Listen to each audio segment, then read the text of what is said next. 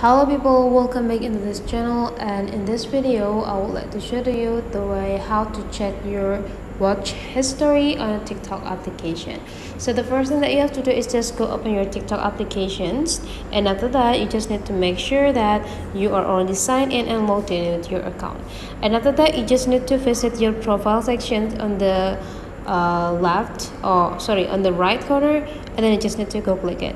And now whenever you are visiting your profile, now you just need to take a look on these three straight lines on the top corner, and you just need to visit the settings and privacy.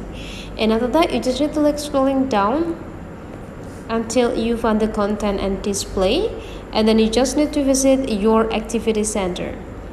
In this activity center, there will be show up several options, and one of them is watch history. So you just need to visit them and you will get an access into every content that you watch lately through this account.